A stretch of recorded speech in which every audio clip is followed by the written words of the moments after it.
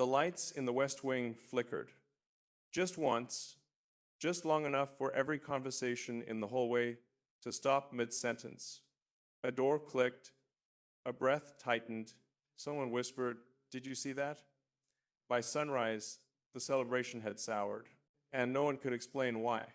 Because before the cameras rolled, before the statements were drafted, before anyone realized what they were witnessing, an uninvited figure was already standing inside the Oval Office. Not a threat, not a rival, not a name that history books were built around, but a presence. Calm, measured, unannounced. He hadn't broken in, he hadn't been smuggled in, he hadn't even demanded entry. He simply walked. And the room, the most protected room in America, seemed to make space for him. Zohran Mamdani paused at the edge of the resolute desk, his hand hovering inches above the polished wood, as if listening to a memory trapped inside it. He didn't touch it. He didn't need to. A Marine outside the door stiffened. An aide choked on her breath. Someone else muttered, "Is this a joke?"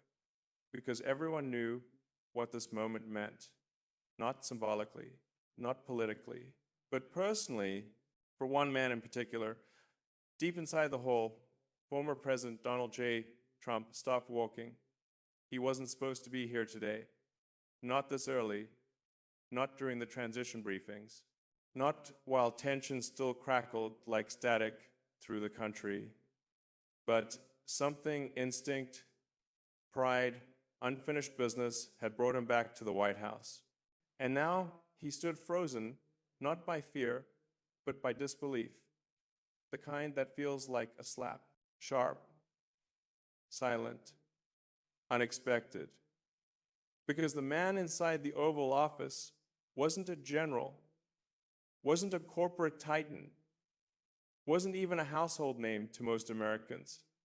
He was a lawmaker with a pen, a thinker with an edge, a voice that rose from streets far beyond Washington power circles. And yet here he stood, inside the room that shapes the world. Trump's jaw tightened. A single thought crossed his mind, the kind he would never say out loud. Why him? A camera snapped somewhere behind him, too loud, too eager, too early. Security moved like air, fast and invisible. Staff whispered like they were afraid the walls could hear them. Washington had seen surprise appointments before, but never like this. Not this sudden, not this symbolic, not this shattering. "You're seeing this, right?" an aide murmured, but no one answered, because no one knew what this even was. Zohran slowly turned, his eyes steady, not defiant, but unwavering in a way that made the room feel smaller around him. You know this feeling. You've seen it before. That moment when the old story suddenly collides with a new one and nobody knows which one America will choose. Trump stepped forward.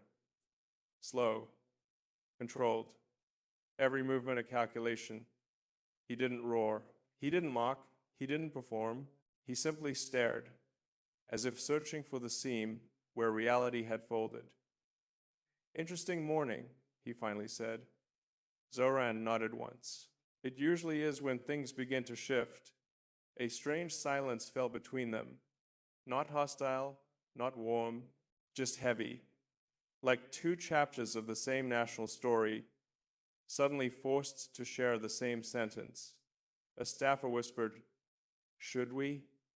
But another hand grabbed his sleeve, pulling him back, because nobody wanted to break this moment. Not yet. Disbelief radiated through every hallway. Phones buzzed, screens lit up. Fragments of rumor dotted across Washington like sparks on dry grass. What was Zohran Mamdani doing inside the Oval Office? Why did security let him in? Who authorized it? What had just changed? And beneath all those questions lay the one no one dared to ask out loud. Was America about to witness a power shift unlike anything in recent memory? Microhook. But the real story hadn't even started. The morning unfolded in fragments. A cough behind the door. Footsteps pacing in a pattern that felt too intentional to be accidental. A staffer pressing his palms against his forehead like he was trying to steady a spinning world. Trump took another step forward. But Zohran didn't move, he didn't flinch, he didn't adjust his posture, he simply watched. Not like a challenger, not like a supporter, like someone who had already made peace with whatever came next. The walls seemed to lean in. The seal beneath their feet felt suddenly charged, as if the floor itself recognized a shift in the nation's center of gravity. "You're early," Trump said, his tone tight but not sharp. "So are you," Zohran replied. Two truths, two mirrors, two directions America could travel. People think power announces itself, shouts, demands attention, but anyone who's lived long enough knows the opposite is true. Real power whispers. And this morning, it whispered loudly. Trump scanned the room. He saw every detail he'd memorized through years of battles, the desk, the flags, the portraits, the weight of expectation that never left these walls, and then he saw something else. A presence he had not invited, a presence he did not predict, a presence he could not ignore. "You planning to stay long?" Trump asked. Zohran's answer was almost too quiet to hear. Long enough. Something in Trump's expression flickered. Not fear, not anger, recognition. A feeling you've had before when a moment arrives that you didn't prepare for, but now realize you can't walk away from. Outside, more footsteps gathered. Journalists formed a swarm just beyond the glass. Staff tried to hold them back, but the pressure was rising. "What's happening in there?" someone shouted. "Is he taking a meeting? Was this planned? Why is Trump here?" No one had answers, because the people who usually controlled the narrative were locked outside the room where the new one was forming. And here's the part almost no one saw. It wasn't about politics. It wasn't about strategy. It wasn't even about rivalry. It was about inevitability. America was shifting. And the two men standing in the Oval Office embodied two halves of that shift, colliding, clashing, intertwining, reshaping the future in real time. A moment that shouldn't have happened, a moment nobody expected, a moment everyone would remember. Trump squared his shoulders. Zohran lifted his chin. The silence between them deepened the kind of silence that becomes history years later. And then a soft knock, 3 taps, measured, even, heavy enough to make both men turn their heads at the same time. A staffer cracked the door open. "Gentlemen," he whispered, trembling. "They're waiting." But he didn't need to say who, because both men already knew. Every camera, every headline, every American waiting to understand what had just shifted beneath their feet. Trump inhaled, Zohran exhaled, and for a brief electric moment, the entire world felt suspended in the breath between them. The crack had formed, quietly, sharply, irreversibly, and nothing, not tradition, not expectation, not history could uncrack it. The storm was coming, but first, there was the door, the one both men now had to walk through, together or against each other, forward or backward, into change or into conflict. You felt this moment too, the one where the next step defines everything. Trump glanced at the door, then at Zohran, and the world waited, because this was no longer about surprise. This was about what came next, and nothing made sense anymore. The hallway outside the Oval Office was too bright. Not politically bright, not metaphorically bright, physically bright, the kind of antiseptic glare that made every face look slightly washed out, slightly older, slightly more terrified than they wanted to admit. People moved without direction. Staff, security, interns, advisors, all drifting through the corridor like loose pages carried by wind. But inside that swirl, one man jogged with purpose. Evan Lerner, 34, communications aide, sleeps 4 hours a night, drinks enough coffee to stun a horse, raised in a 2-bedroom apartment above a hardware shop that still smells like varnish and dreams his father never got to chase. He wasn't important, not in the way Washington defines important. But today, he was the first one to see the breach, and his day had been spiraling ever since. He pressed his back against the wall, breath caught in his chest, watching as Secret Service agents spoke in hushed, lightning-quick bursts. Their voices dipped too low to hear. Their faces didn't hide their confusion. "Zohran Mamdani is inside," one agent whispered. "Inside? Inside, inside? Inside, inside." Evan swallowed hard. He knew who Zohran Mamdani was. Everyone here did, not because Washington crowned him, but because Washington couldn't predict him. A lawmaker from Queens with a voice that cut through static. A thinker who saw systems the way mechanics saw engines, not as symbols, but as machines you could open, study, and challenge. Someone who insisted on asking questions long after everyone else had given up searching for answers. But none of that explained why he was standing in the Oval Office at dawn. No camera crew, no meeting memo, no escort, just there, like a chapter dropped into the wrong book and somehow still making sense. Evan rubbed the bridge of his nose. He could hear his father's voice echoing from decades ago, from long nights behind the hardware counter. "Kid, remember this. People pretend life is complicated so they don't have to admit who's pulling the strings." Back then, Evan thought it was just small-town wisdom. But today, those words felt uncomfortably literal. You know this feeling. You felt it when something in the air shifts, not a storm, not an earthquake, but a human moment that changes a room without warning. Evan stepped closer to the door. Inside, he heard silence. Not the calm kind, not the polite kind. The silence that comes when two opposing forces meet in a space too small for both of them. He angled himself just enough to see through the crack in the door. Zohran stood still, hands at his sides. Former President Trump stood across from him, jaw set, eyes narrowed, not in rage, not in shock, in calculation. Two men raised in opposite worlds, now breathing the same tension inside the same historic room.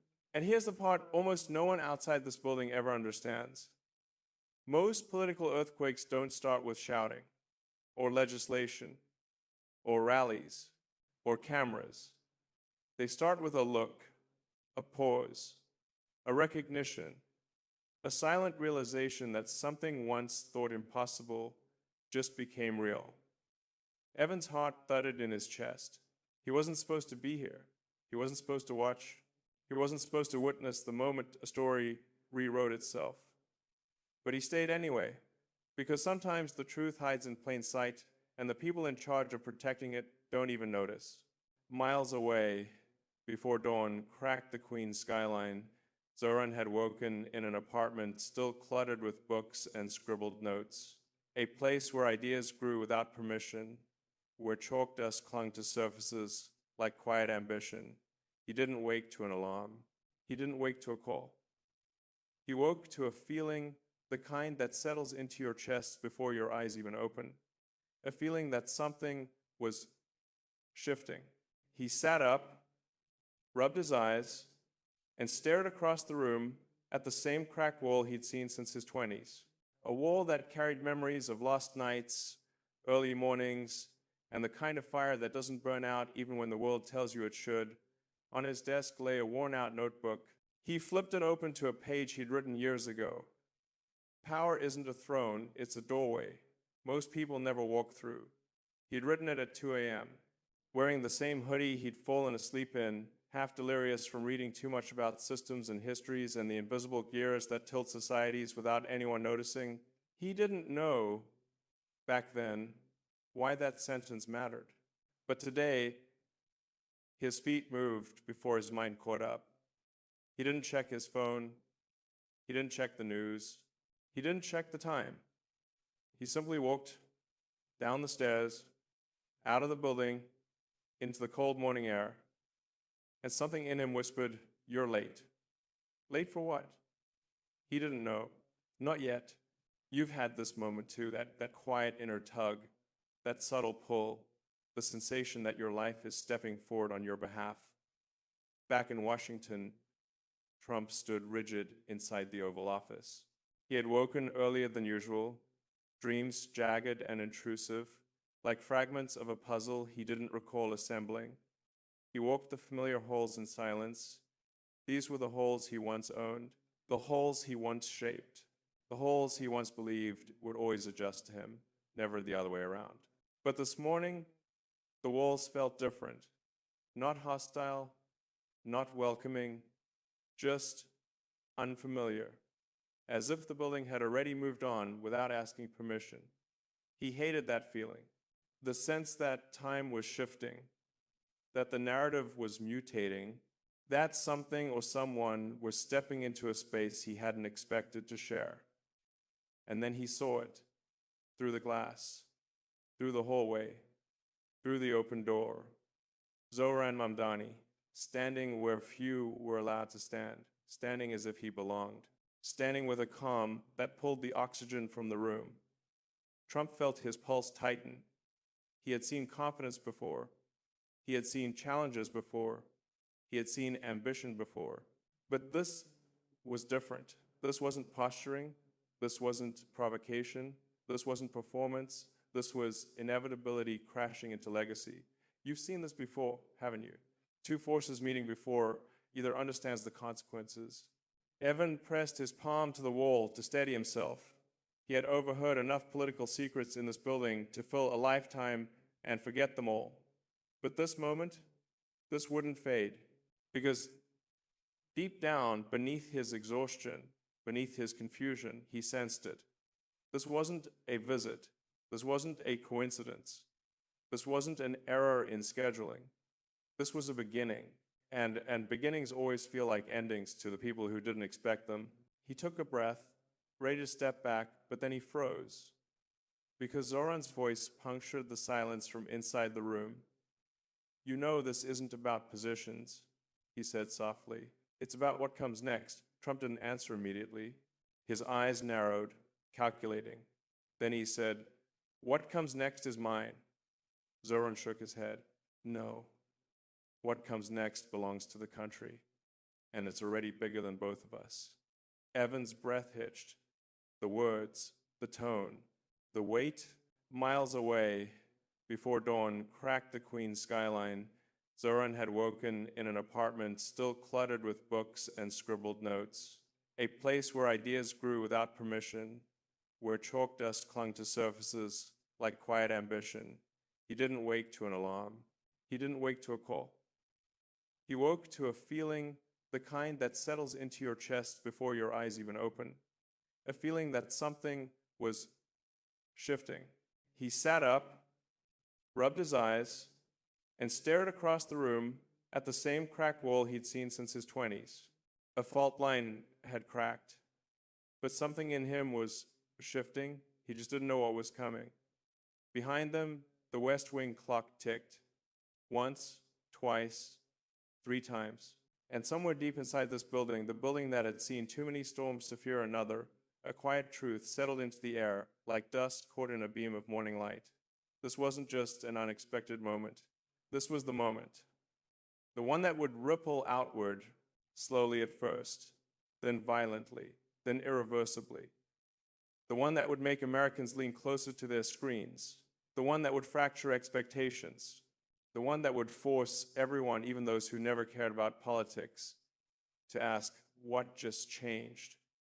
Evan stepped away from the door. He needed air. He needed clarity. He needed to understand. But he didn't. Not yet. Because the real story, the one people would debate, distort, dissect, and replay for years, hadn't even begun to reveal itself. And the cracks? They were only getting wider. The sun finally breached the skyline. Thin, pale, reluctant, its light spilled across the Capitol like someone pulling open a curtain on a scene no one was prepared to watch. Inside the West Wing, or what this alternate nation still insisted on calling the West Wing, even though the architecture had changed decades ago, the atmosphere had already mutated, the rules felt different. The room air wasn't just cold, it was anticipatory, alert, as if the walls themselves were listening. You've seen this before, haven't you? when a place feels alive, not metaphorically, but instinctively, as if it has witnessed too much to remain neutral. Evan Lerner moved through the corridor with tight steps, checking over his shoulder twice, maybe 3 times. When he reached the comms bullpen, half the staff was already pretending to be busy, typing nonsense into blank documents so they wouldn't be the ones questioned later. In DC, pretending was a survival skill, but today, nobody knew what to pretend about. At the corner desk, Marcy Ortega, senior analyst, insomnia expert, fluent in sarcasm and disaster management, looked up at him. "You saw him," she whispered. Evan nodded. "And?" He hesitated. The right words didn't exist. The wrong ones might get him fired. Marcy narrowed her eyes. "Evan, start talking." He exhaled. He looked calm. Marcy froze. Nobody in this building looked calm at 6 a.m., not on a normal day, not with the pressure this place generated, and especially not with him inside. "You're telling me," she said slowly, "that Zohran Mamdani walked into the Oval Wing, unannounced, unescorted, before sunrise, and looked like he belonged there?" Evan nodded again. Marcy leaned back in her chair. "Well," she muttered, "that's not normal." The sentence echoed in the room, bouncing off the metal cabinets and monitors still booting up. Not normal. The words felt heavy, performed, prophetic. 5 floors above, in a secure office, wrapped in reinforced glass and unnecessary secrecy, General Colin Hart stared at a wall of screens. Hart's presence alone could quiet a room. Broad shoulders, creased eyes, a face carved by years of responsibility nobody envied. He didn't follow politics. He followed patterns. And the one unfolding now, it didn't make sense. His deputy, Avery Cho, pointed at one monitor. "Sir, confirmation just came in. The cameras near the east entrance caught it. Zohran didn't arrive with anyone." "No escort?" Hart asked. "No one. He entered through the north gate. The log shows his name, but what? The timestamp is clean. Too clean." Hart's jaw flexed. In Washington, nothing was too clean. Every entry had noise, tiny bits of digital debris that proved the system was alive. A glitch here, a microsecond delay there, human error woven into machine precision. But this was perfect. Perfect things were suspicious. Hart turned toward the largest monitor, a live feed of the Oval Chamber. There they were, 2 figures, 2 histories, 2 gravitational forces, Zohran and the former president, not speaking, not moving, just. The general whispered, "At first the reports looked normal, then a single detail fractured everything." Avery stiffened. "What detail?" Hart gestured to the screen. "Look closely." She squinted, watched, paused the frame, and then she saw it. Not something grand, not something dramatic, something small, subtle, barely visible, but unmistakably wrong. The shadows. The window light fell just slightly off where it should have, as if the room's natural rhythm had shifted, as if time inside that space didn't match time outside. Avery swallowed. "Sir, are you suggesting—" "I'm not suggesting anything," Hart cut in. "I'm observing, and what I'm observing is that the system is glitching." A pause, a system that doesn't glitch. Those words hung in the room like a warning. "And that," the general whispered, "is the part no one is prepared for." Across the city, in an apartment that still smelled faintly of chalk dust and early morning resolve, Zohran's closest advisor, Amelia D'Souza, sat frozen at her kitchen table. She hadn't been there when he left. She barely understood why he left. But she felt something in her bones, a kind of tremor that vibrated beneath the surface of her thoughts. Amelia trusted patterns, too. Not military patterns, human ones. And Zohran, he wasn't a man who acted without reflection. If he stepped into a room, he had a reason. If he stepped into that room at dawn, uninvited, Something tectonic was shifting. She reached for a phone to call him, but the screen buzzed before her fingers touched it. Unknown number. Blocked ID. A voice, low and filtered, spoke. Mr. Souza, you don't know me, but you need to stay where you are. Silence. Why? She asked. Because something's been set in motion. What? A pause, a breath, a decision, everything. Back in the Oval Chamber, a space renamed after its shape generations ago, though nobody remembered why the tension had evolved, Trump, the fictionally stylized former leader of this alternate nation, shifted his weight. Why now, he asked. Zohran didn't blink. Creased eyes, a face carved by years of responsibility nobody envied. He didn't follow politics. He followed patterns. And the one unfolding now, it didn't make sense. His deputy, Avery Cho, pointed at one monitor, because waiting any longer would have turned this into something it was never meant to be. And what is it meant to be?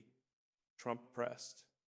Zohran looked past him, past the flags, past the windows, past the centuries of expectations layered into the floorboards. A reckoning, he said. Trump bristled. With me? Zohran shook his head. With the story we've been telling ourselves, the room tightened. You've asked this question too, whether history is something written by people or something people get written into. Trump stepped forward. You're playing a dangerous game. No, Zohran replied softly. I'm recognizing the rules were never real. That line, soft, simple, devastating, cracked the balance of the room. The real danger wasn't change. It was who controlled the definition of normal. And at this moment, no one controlled it. Not anymore. Evan, still outside in the hallway, felt a chill pass through him. Not fear, truth, raw, unwelcome, unavoidable. He rubbed his palms together, trying to ground himself. But the building seemed to hum around him quiet vibrations, like a frequency just below hearing. What is happening? He whispered. There was no answer, only the feeling that something large, invisible, and long ignored had begun to shift its weight. And once giants wake, they don't go back to sleep. Inside the secure office, General Hart straightened. Send word to the Executive Council, he ordered. Avery blinked. Sir, that protocol hasn't been used in, I'm aware. Is it really that serious? Hart turned back to the screen. The question isn't whether it's serious, he said. The question is whether we're already too late. Avery hesitated. Too late for what? Hart's silence answered for him. Because the camera, if this were the Netflix doc we're writing, would lock in on that blink. Slow, cinematic, almost imperceptible. The kind of detail viewers don't consciously register but feel in their bones. Narration overlays. Power doesn't disappear, it erodes. And that's exactly what's happening in this room. Zohran can feel it. The moment the president glances away just for oxygen, just to reset his breath, Zohran senses a vulnerability he wasn't prepared for. He wasn't expecting the most powerful man in the Republic to look human. He came here ready for ideological combat. He expected a monolith, a machine, a fortress in human form. Instead, he sees a man straining beneath pressure he can no longer hide. He sees exhaustion. He sees doubt. He sees the residue of secrets, heavy ones, the kind that reshape nations silently. And this throws him off balance. In a strange way, Zohran suddenly isn't fighting an institution anymore. He is fighting a person. That realization hits harder than any policy disagreement ever could. The president's advisor, Ms. Ravel, steps in. The public knows her as a polished strategist, someone whose job is to keep the administration's image spotless. But here, in the privacy of the chamber, she isn't polished at all. She's alarmed, not panicked, not frantic, but alert in a way that suggests this conversation has veered into territory she did not authorize. She moves closer to the president's chair, subtly placing herself between him and Zohran. A quiet line of dialogue. Sir, we don't have to continue this. It's barely above a whisper, but in a room like this, whispers carry the weight of thunder. This is the first time she has intervened, the first time she has tried to halt the momentum, the first time she has knowingly or not acknowledged that the president may be losing control of the narrative. A third fracture. And then the fourth one appears not from a person, but from the room itself. The lights dim, not dramatically, not like a Hollywood stunt, just a soft flicker as the building's old electrical system adjusts to a sudden shift in load. Normally nobody would react. Government buildings flicker all the time. But in this moment, in this tension, in this silence, it feels symbolic, ominous, a glitch in the illusion of stability. Zohran's voice breaks the quiet. Is this what your administration has become? A room full of people pretending the truth isn't pressing against the walls? The president straightens, his breath steadies, the granite returns, and in that instant, the fractures seem to fuse back together, not because the tension is gone, but because he's no longer willing to let these cracks show. He leans forward, hands clasped, eyes sharp, voice low enough to force the room closer. You think you understand pressure, Zohran? You think standing outside this chamber gives you clarity? He pauses. Not for effect, but because he is deciding right here, right now, whether to reveal something he has kept buried for years. Something that explains his hesitation. Something that redefines the power struggle. Something that turns this debate into something far more existential. The president's jaw tightens. A long breath escapes. And then you're asking questions you're not ready for. The camera would cut to Zohran, expression unchanged, but his heartbeat suddenly louder in the soundtrack, because he knows the truth behind that line. People in power only say that when the truth is worse than the lie, when revelation is more dangerous than ignorance, when the story beneath the surface is big enough to break the country's spine. This isn't just political tension anymore. This is the doorway to the real plot. The buried chapter, the secret this entire 30-segment narrative will unravel piece by piece. And both men know that once the next sentence is spoken, there is no returning to the world as it was before. There are moments in history, real or imagined, when the world changes, not with an explosion, but with a sentence, a single line, a truth someone was never meant to say, a confession forged under pressure, sharpened by fear, released by accident or design. In the Republic's executive chamber, that moment arrives now. The president, this fictional republic's most studied symbol of authority, leans back in his chair. The old wood creaks, as if the room itself is bracing. Zohran rises slightly from his seat, sensing something irreversible forming in the air. Mr. Ravel stiffens. The lights buzz again. Time stretches thin. And then finally, the president speaks. There was another operation, he says. The sentence lands like a tremor, quiet, small, but deep enough to split the floorboards. Zohran doesn't react at first. He isn't sure what another operation even means. But the way the president says it, the way Miss Ravel closes her eyes, the way the entire room seems to bow under the weight of those words, he knows it is not trivial. The president continues, his voice low, stripped of all political veneer. We built the Republic on the assumption that pressure is predictable, that if you squeeze people, they break in familiar ways. But 2 years ago, we learned that's not true. Zohran studies him carefully. His tone isn't defensive. It isn't annoyed. It isn't angry. It's tired. And that frightens Zohran more than any threat ever could. What kind of operation? Zohran asks, no hesitation, no politeness, no soft edge. The president stares into the polished surface of the table as if the reflection will answer for him. Then he looks up, straight at Zohran, unfiltered, unarmored, unprotected. A pressure experiment, one that went wrong.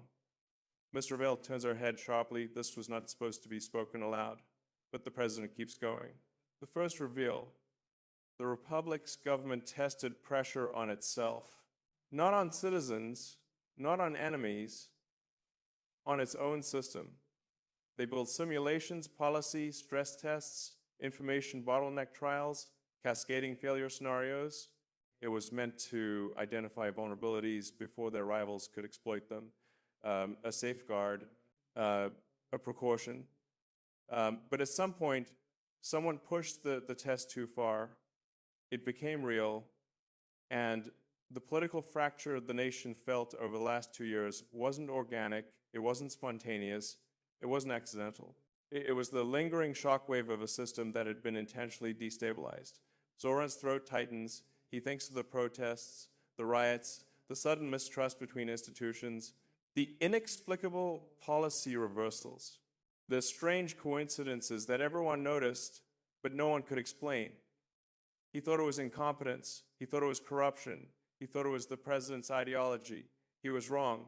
It was a wound, self-inflicted, hidden, unacknowledged, until now. Zohran steps closer, not aggressively, not confrontationally, but with the tension born from disbelief. Are you telling me, he says, that the chaos we've been living through, the collapse in public trust, the fear, the division, the unraveling of this country was engineered by this government? The president doesn't answer immediately. He just watches Zohran, evaluating him, measuring what he can handle. Then it was supposed to be contained, a test, nothing more, but someone inside the project sabotaged the safeguards. This is the second reveal. Not only was the experiment real, someone weaponized it. A mole, a rogue faction, an internal betrayal. The president's next words are nearly a whisper. We never found who. Silence. Not the peaceful kind, the sharp, metallic kind that builds when two people realize their enemy is not each other, but something neither of them fully understands. Zohran's breath deepens. Miss. Ravel slowly opens a folder she's been gripping since segment 1. Inside are documents, names blacked out, dates redacted, operations labeled only with code names like Lattice and Phantom Channel. She pushes the folder forward. It stops right in front of Zohran. He doesn't open it. Not yet. He looks at the president instead. A new question forms. A darker one. The kind people avoid asking because they fear the answer. Why are you telling me this? That's when the third reveal drops. The one that shifts the entire narrative. The president leans in closer than he has been all night, his voice controlled, measured, but trembling underneath, because the person who sabotaged the experiment is still inside the government. A beat. And they're moving again. Zohran's heart slams once against his chest. This is not a political conversation anymore. This is a warning, a plea, a confession, a hand extended across a fault line. And for the first time since stepping into this chamber, Zohran realizes the president isn't trying to win an argument. He's trying to survive something he can barely name, something coming, something already set in motion. If you're ready for the next turn, where the threat comes into view, there's a certain kind of silence that follows the word sabotage. Not fear, not shock, something colder, a silence that feels intentional. The executive chamber is wrapped in that silence now. Zohran doesn't blink. The president doesn't move. Miss Ravel barely breathes. It's as if the room understands what comes next and is bracing for it. Because this is the moment every system dreads, the acknowledgement that the threat isn't outside the walls, it's already in the room. The president speaks first. His voice is steady, but nothing beneath it is steady. We called them the operator. No gender, no title, not even a code name, just a role, a function, a shadow in the machinery of the Republic. The president continues, they were never supposed to exist, a fail-safe created late in the project. Their task was simple: monitor the pressure experiment, neutralize instability, report anomalies directly to me. Zohran leans forward. Then what happened? A long exhale from the president. They stopped reporting. Miss Ravel finally moves. She reaches back into the folder, pulling out a thin, worn document, paper yellowed at the edges, ink faded, marked with a single stamped word. Classified Internal Anomaly Report Operator Unit. Zohran's eyes narrow. May I? Miss Ravel hesitates. Not because of secrecy, but because she knows what this document does to people. Still, she slides it toward him. Zohran lifts the first page. A list of timestamps, no context, no narrative, just the record of someone somewhere walking through the Republic's digital and physical infrastructure, crossing boundaries, bypassing safeguards, touching systems no one person should have access to: finance, communications, emergency services, defense protocols, crisis simulation hubs, judicial secure archives.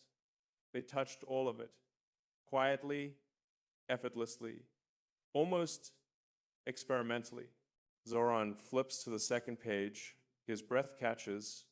The logs stop abruptly, 12 months ago. One final entry, a single line typed by another staffer, operator unresponsive, tracking impossible, recommend termination of unit. Below that, a second line, short, chilling, written by the operator themselves, don't follow. Zohran lowers the file. What happened after this? He asks. The president's jaw tenses. Everything. 2 years of instability. 2 years of inexplicable friction inside the Republic's institutions. 2 years of crisis waves no analyst could fully map. None of it random, all of it connected. Inside are documents, names blacked out, dates redacted, operations labeled only with code names like Lattice and Phantom Channel. She pushes the folder forward. It stops right in front of Zohran. He doesn't open it. Zohran feels something rising in him, not fear, but recognition. No one knew? He asks. Oh, they suspected, Miss Ravel replies. Her voice is crisp, now focused. Every agency believed the instability came from somewhere else, another department, another faction, another political bloc. She shakes her head. They kept blaming each other, while the real saboteur slipped between them. She taps the file. Like a ghost, Zohran studies the president. Something isn't adding up. You said this operator was designed as a fail-safe, Zohran says slowly, to neutralize instability, to detect vulnerabilities, to help you maintain the Republic's balance. The president nods. Then why sabotage the system they were supposed to protect? The president looks away, and that's when Zohran understands the president is not confused, he's guilty. Not of the sabotage, but of something adjacent, something older, something the operator inherited. Zohran steps closer. What aren't you telling me? The president finally turns. His face is drawn not in fear, but in memory. We didn't create the operator to protect the Republic. A pause. We created them to test its breaking point. Zohran's pulse spikes. This is the deeper truth, the layer beneath the sabotage, the origin of the chaos. The operator wasn't born in stability. They were born in pressure, raised in fragmentation, trained to think in systemic collapse, a mind built to see the cracks before they formed. But minds like that don't stay obedient forever. Zohran whispers, you engineered someone who could destroy you. Miss Ravel doesn't deny it. The president doesn't deny it, because it's true. And the operator, the one person who understands the Republic's internal architecture better than anyone alive, is out there, unmonitored, uncontained, unpredictable, and they've begun to move again. A new detail surfaces, small but devastating. Miss Ravel opens her mouth, stops, starts again. Last week, she says, one of the Republic's emergency grid stations went offline for 19 seconds. Zohran raises an eyebrow. 19 seconds isn't catastrophic. Miss Ravel meets his eyes. It wasn't the outage, it was what happened during it. She slides another document forward. Zohran reads. His blood runs cold. Because during those 19 seconds, someone accessed the Republic's crisis response servers, and they didn't break in. They logged in with an old clearance code. And one thought hits them like a hammer. The operator never disappeared. They just waited.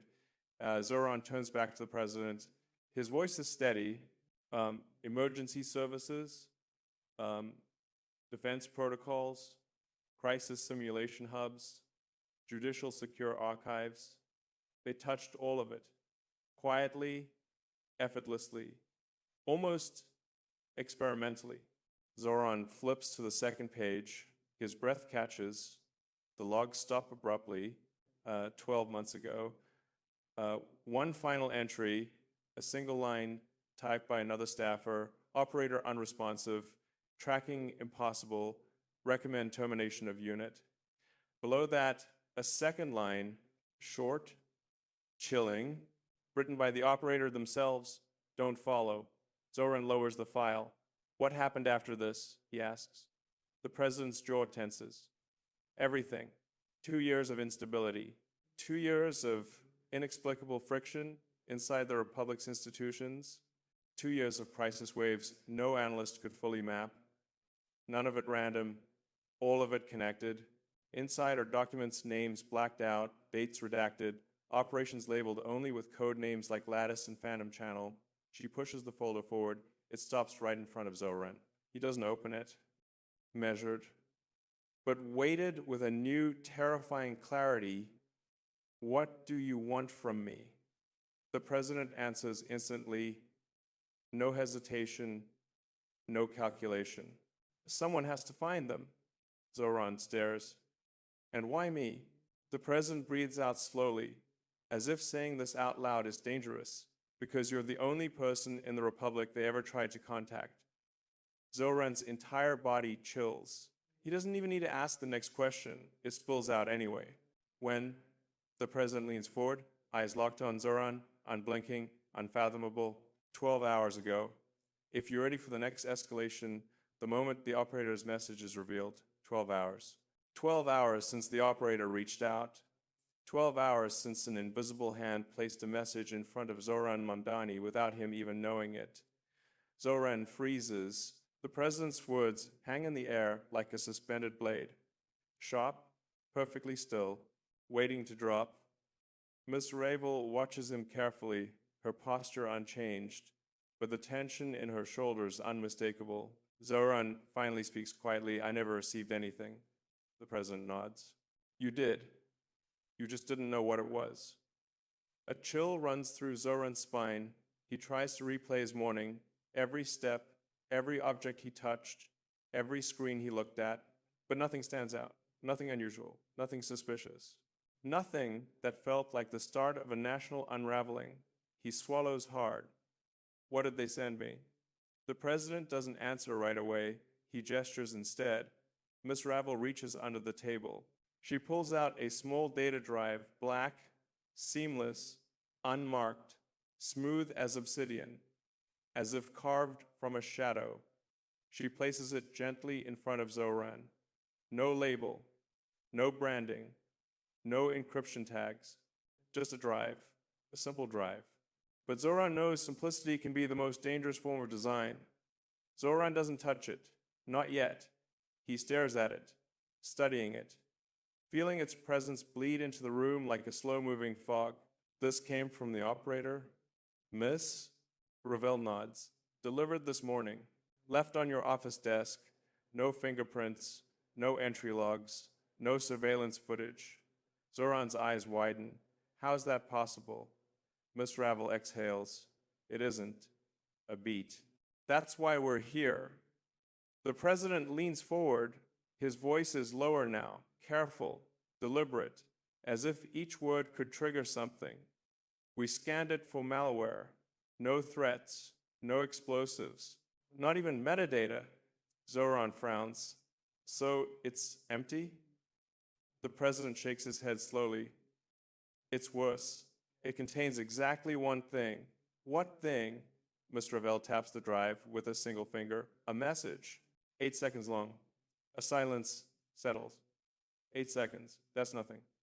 A breath, a thought. But somehow, those 8 seconds have the President of the Republic sitting across from Zohran, as if this single moment could determine the future of the nation. Zohran forces himself to breathe. What did it say, he asks. Neither of them answer. And that's when he realizes they didn't watch it. You haven't played it. His voice is part shock, part disbelief. The president lifts his chin. We can't. Not without you. 2 years of crisis waves no analyst could fully map. None of it random, all of it connected. Inside are documents, names blacked out, dates redacted, operations labeled only with code names like Lattice and Phantom Channel. She pushes the folder forward. It stops right in front of Zohran. He doesn't open it. Why? Because the operator addressed the message to you by name. Zohran's heartbeat stumbles. In a fully alternate republic with millions of citizens, with institutions, agencies, and security walls stacked like fortresses, the one person this ghost in the system reaches out to is him. A freshman legislator, not a minister, not a general, not an intelligence chief. Him. Why? What connection did they have? What did the operator know about him? What did they want from him? Zohran reaches for the drive. His hand stops halfway, an instinctive recoil. Something primal in his body warns him that whatever is inside will not be something he can unhear. Miss Ravel sees the hesitance. Zohran, she says softly, you don't have to do this. The president shoots her a sharp look. He doesn't agree, because he knows the truth.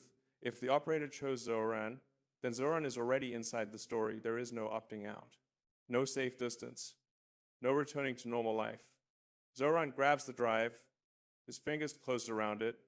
It's lighter than he expected. Too light. Like there was barely anything inside. The executive chamber screen flickers on. A blank display. Waiting. Expectant. Zohran inserts the drive. A soft click. The screen flashes. A hum fills the room. The lights dim, not because of a malfunction, but because the system forgot what brightness was supposed to be. And then the video starts. A black screen. No image. No shape. No silhouette. Just a single line of text appearing in white handwritten scroll. Hello, Zohran. Miss. Ravel stiffens. The president leans forward, but Zohran barely moves. He's frozen. His name. Not his title, not his office, his name. Another line appears. You felt it, haven't you? Zohran's breath catches. Felt what? The instability, the pressure, the fractures across the republic? The sense that something wrong was happening behind the walls, too coordinated to be random?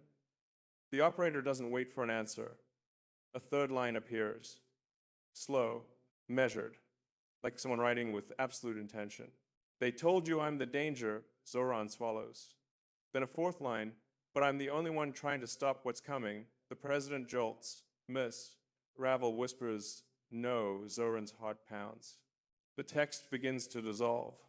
Letters breaking apart, melting into static, rearranging into one final sentence, the last message, the one that rewires the entire room with a single breath. You're the only one who can understand why. The screen goes black, the 8 seconds are over, but the silence that follows feels endless.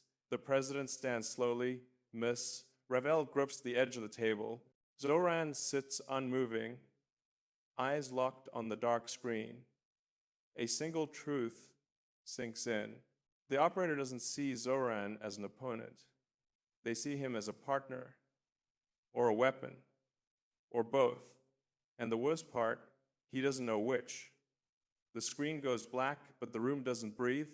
Zohran sits still, every fiber of his body stretched tight, as if the invisible operator had threaded a wire directly through his chest.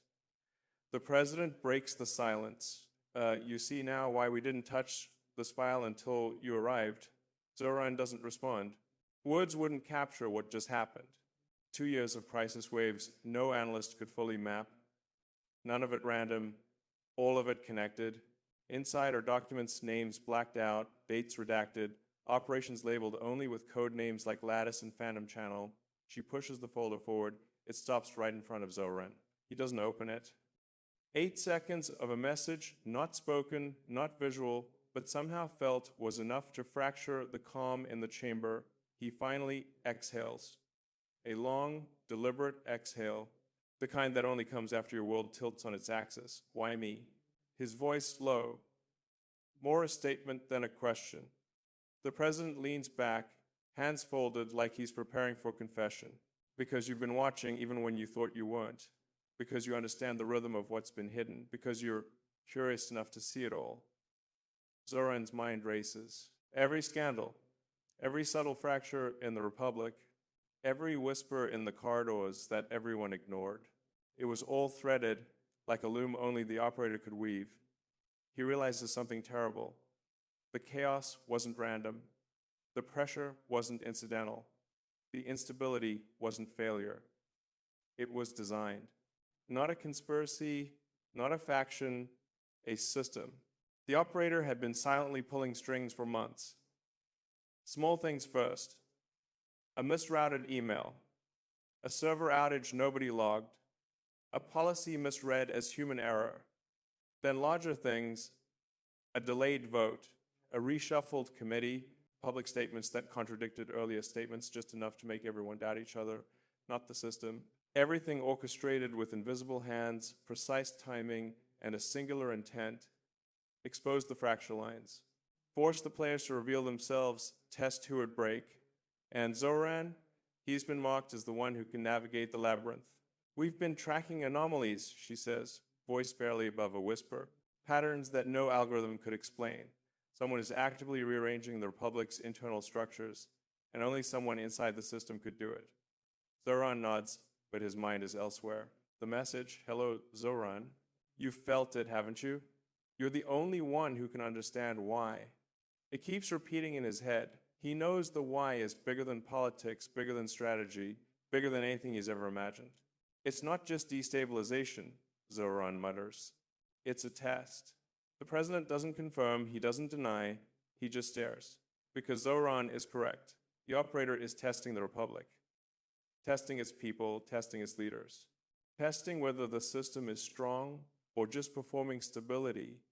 A pattern emerges, a rhythm, a pulse. Not of the lights, not of the walls, but of the pressure itself. It ebbs and flows like a tide. Small tremors in the building, imperceptible to most, but undeniable to those who listen closely. Zohran feels it in his chest. A cognitive loop, the subtle echo of something huge moving just out of sight. You know this feeling, he whispers to himself. The one you felt once, but could never name. It's recognition, fear, anticipation, hope, all in one. An alert lights up on Miss Ravel's terminal, a series of coordinates, no explanation, no context. They're moving, she says, the operator, or whoever's guiding them. We just caught the first trace. Zohran's pulse accelerates.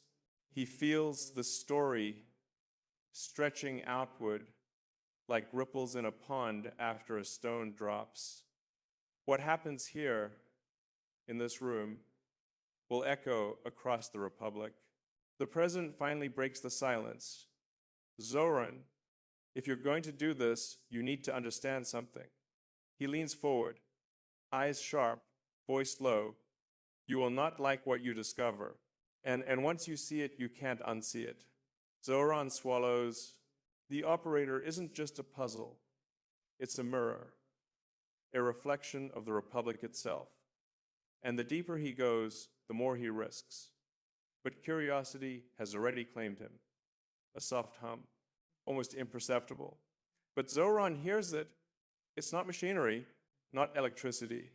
It's the first movement of something alive in the system. And that's when he realizes this isn't just about finding the operator, it's about understanding what they're protecting and what they're warning us about. And the first thread has been pulled, and nothing can stop the ripple. because once the operator touches the system, everything begins to move. Everything. And the Republic, as Zohran has known it, will never be the same. The coordinates blinked on Zohran's tablet like a heartbeat. Not an invitation, not a warning, but a command. 8 blocks from the Republic's central archives, a building that had always been quiet, sterile, predictable, something weighted, something the operator had placed. Zohran feels it before he sees it, the first pulse of tension threading through the air, a subtle vibration beneath his feet, a quiet sense that the city itself has shifted in anticipation. He checks the street, empty, silent. Even the usual hum of early morning traffic has disappeared. A pause in the normal rhythm. A tension reset, he whispers to himself, like the operator told him to. Lights flicker. Not enough to illuminate, but enough to cast long, deliberate shadows along the polished floors. Zohran walks slowly, sensing every detail. Every security camera, every vent, every creak in the ceiling. You've seen this before, he thinks. The feeling of walking into a room, knowing someone knows exactly where you are. The vulnerability of exposure. The thrill of danger. He rounds a corner. A door clicks. Behind it, silence. And then a faint whisper, almost indistinguishable. Zohran. No one in sight. Just the echo bouncing off concrete and steel. The operator's voice. A recording or a presence? The question hangs unanswered. A glass case in the center of the room. Inside a simple black envelope, no markings, no identification, just placed deliberately in the middle of the floor. Zohran approaches, careful, measured, every instinct telling him not to touch it. Bait and pull, he mutters. The operator's signature. The envelope hums faintly, not physically, but psychologically. A tension that radiates outward, infecting the room, infecting Zohran's awareness. He reaches for it. Hand hovers. The shadows stretch like fingers, trying to pull him back. A second whisper, closer this time, do you trust yourself? The question is not rhetorical. It isn't even meant to be answered. It's the trap itself, designed to make him hesitate, to expose doubt, to measure reaction. Inside, a single sheet of paper, no text, no codes, no markings, just a faint texture, almost imperceptible. He flips it over and sees a diagram, not a building blueprint, not a map, something more intricate, a pattern, an architecture of connections, lines that intersect, diverge, loop back, like the internal systems of the Republic visualized. Like the chaos the operator had orchestrated, drawn out in elegant simplicity, sensory grounding, he whispers. The operator's lesson: see the system, feel the system, understand the system. The paper pulses in his hands, not literally, but cognitively. Every line whispers a secret. Every intersection a hidden failure. Every loop a test of comprehension. And then he notices the smallest detail, a dot, a single red dot on one branch of the network. Zohran looks up. The building doors lock automatically. The lights dim further. A low hum begins in the walls. Not electrical, not mechanical, deliberate. A recording plays over hidden speakers, calibrated to feel personal. The dot moves. Can you see it? Can you anticipate it? Or will you wait until it vanishes? The lines on the paper shift imperceptibly. A cognitive loop begins. The room seems to bend around him. Reality blends with the diagram. Pattern recognition becomes survival. Every decision now feels monumental. Every breath measured. Every hesitation a potential failure. You've asked this question too, Zohran realizes, and now you'll answer it whether you want to or not. The operator isn't just a puzzle. It's a mirror, a reflection of the Republic itself. And the deeper he goes, the more he risks. But curiosity has already claimed him. A soft hum, almost imperceptible. But Zohran hears it, It's not machinery, not electricity. It's the first movement of something alive in the system. And that's when he realizes this isn't just about finding the operator, it's about understanding what they're protecting and what they're warning us about. And the first thread has been pulled, and nothing can stop the ripple. Because once the operator touches the system, everything begins to move. Everything. And the Republic, as Zohran has known it, will never be the same. The coordinates blinked on Zohran's tablet like a heartbeat. Not an invitation, not a warning, but a command. 8 blocks from the Republic's central archives, a building that had always been quiet, sterile, predictable, something weighted, something the operator had placed. Zohran feels it before he sees it, the first pulse of tension threading through the air, a subtle vibration beneath his feet, a quiet sense that the city itself has shifted in anticipation. He checks the street, empty, silent. The operator isn't attacking physically, not yet. They are attacking cognition, testing perception, measuring response to abstract danger, forcing Zohran to see the system in real time, forcing him to understand before moving. A single false move, look away, misread a line, miscalculate a loop, and the trap evolves. And Zohran knows this. The operator isn't just watching. They are inside the same system, shaping the rules, observing every micro-choice, predicting outcomes before they happen. He swallows. His heartbeat aligns with a faint hum, every instinct screaming, "This is bigger than you imagined." And yet, he steps forward. The hum in the building grows louder, almost imperceptible at first, then insistent, like a heartbeat synced to Zohran's own. He stands over the diagram, tracing the lines with his eyes. The red dot pulsates, demanding attention. A movement, a shift, a subtle cue embedded in chaos. At first, the reports look normal, Zohran whispers to himself. Then a single detail fractured everything. The paper isn't just a map. It's a systemic blueprint of the Republic's internal operations. Departments, agencies, circuits of influence, all laid bare. Connections he never knew existed. Lines of authority, of misinformation, of secrecy.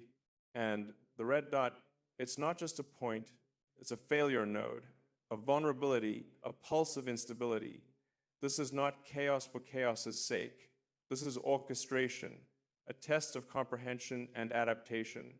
Every line on the page corresponds to real-world events, the misrouted emails, the server glitches, the sudden policy reversals, the public contradictions that no one could explain. Everything converges on the red dot. He sees it now. The Republic isn't just fractured, it's a network of controlled fractures.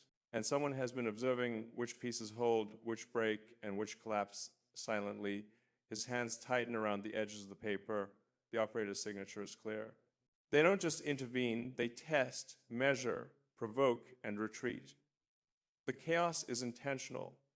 Every tremor is calculated, every reaction documented. The Republic's stability, what everyone thought was solid, is performative. A veneer, brittle, fragile, and easily manipulated. Zohran whispers under his breath. The cracks spread quietly, and nobody noticed until it was too late. The hum intensifies, lights flicker, shadows stretch along the walls like they're alive. And there's one detail everyone missed. The red dot shifts again. He notices a pattern, a rhythm, almost musical, in the chaos. Every failure node, every disruption, every misalignment, it's not random. It follows a hidden logic, a pulse that only someone trained to see the system as a whole could detect. Zohran begins to sketch annotations, connecting the dots. Lines intersect, loops form, clusters emerge. He recognizes the cognitive loop the operator had designed for him. Test perception, identify the unseen, understand before acting. And suddenly, everything aligns. The first revelation emerges. The operator isn't destabilizing the Republic. They are highlighting the fractures already present. The system is already failing itself. The operator is simply a mirror showing the cracks in the reflection of power. The diagram no longer feels like paper. It feels like a living organism, breathing, evolving, testing him. Every misread line, every hesitation, every second of doubt, he can feel the consequences as if they're already happening. And then nothing made sense. The lights flicker again, sharper this time. Shadows dance along the walls, forming patterns he almost recognizes faces, symbols, echoes of decisions long made behind closed doors. A small monitor in the corner of the room lights up. A new message from the operator. 8 words, blinking slowly. Now you see it. Do you understand it? Zohran's heart pounds. He realizes this isn't a question, it's a challenge. And the answer will determine his next step. He leans over the diagram, tracing the red dot once more. The first pattern is clear. The fractures, the failures, the misalignments, they all converge toward one pivotal point. A truth the Republic has ignored for decades. A systemic vulnerability that no politician, no strategist, no observer has dared name. Zohran's voice comes out almost a whisper. This isn't about politics. This is about understanding the system before it collapses. The operator's game is no longer abstract. The first trap is revealed. The first lesson is learned. And Zohran knows once you see the pattern, you cannot unsee it. The first thread has been pulled, the network is alive. And the operator is already moving toward the next test. Zohran studies the red dot on the diagram one last time before turning to the monitor. The operator's message still blinks.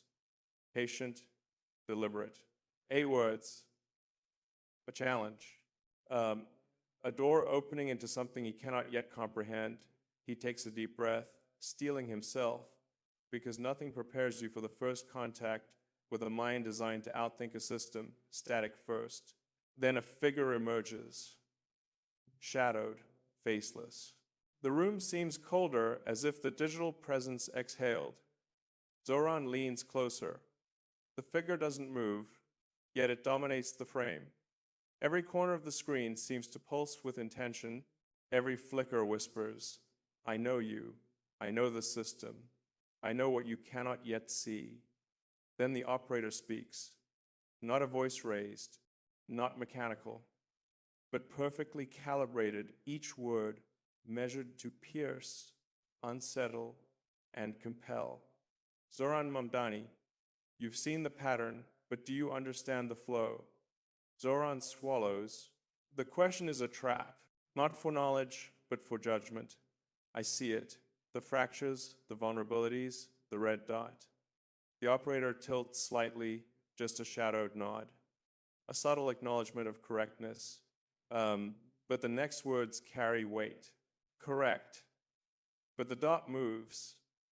It is alive within the system. Every reaction you have changes it. Every hesitation reshapes the network. And every choice determines who survives the collapse. Zohran feels it immediately, not a threat, not an instruction, but a mirror of the system itself reflecting his own impact back at him. The operator continues. Most see chaos and panic. Most follow instinct. Most break under pressure. You analyze, you question, you adapt. That is why I contacted you. Zohran's chest tightens. Every word feels like a hand gripping his ribs. The operator isn't here to coerce. They're here to measure. And measurement is a far more precise form of danger. The operator gestures digitally, impossibly. A schematic unfolds on the screen. A new network, different from the paper, yet intertwined. Lines, nodes, loops, red dots, all pulsating as if alive. This is your first test. The flow is not static. You cannot observe passively. You must act. Or the system adapts without you. Zohran studies it, his mind racing. This isn't about politics, not strategy, not ideology. This is survival for him, for the Republic, for a system no one else comprehends. A subtle sound behind him, Miss Ravel stepping closer, a reminder that he isn't alone. But the moment isn't for assistance. It's for decision-making. Every choice triggers a ripple. The operator intones, and the first ripple is the hardest. Zohran knows the stakes. Move wrong, misread the flow, hesitate, and the consequences are unpredictable. Yet inaction is just as dangerous. He touches the screen, one node, one line, and the diagram responds, flowing, adjusting, challenging him. He feels it, the cognitive loop. The operator isn't giving information, they're giving pressure. Testing pattern recognition, instinct, moral judgment. The operator's image fades. The screen goes dark. The room returns to its normal hum, but nothing feels normal. Zohran exhales, his mind racing. He has interacted. He has touched the system. He has glimpsed the mind behind the fractures, and now he knows something undeniable. The operator isn't just observing, they're guiding, and he is part of the experiment. The first thread of contact has been pulled. The first test has begun, and Zohran realizes nothing will ever be predictable again. The first contact had ended, but the effects were immediate. Not obvious at first, subtle, like the first ripple across a still pond. Zohran exits the building. The morning sunlight hits the streets, but the brightness feels hollow.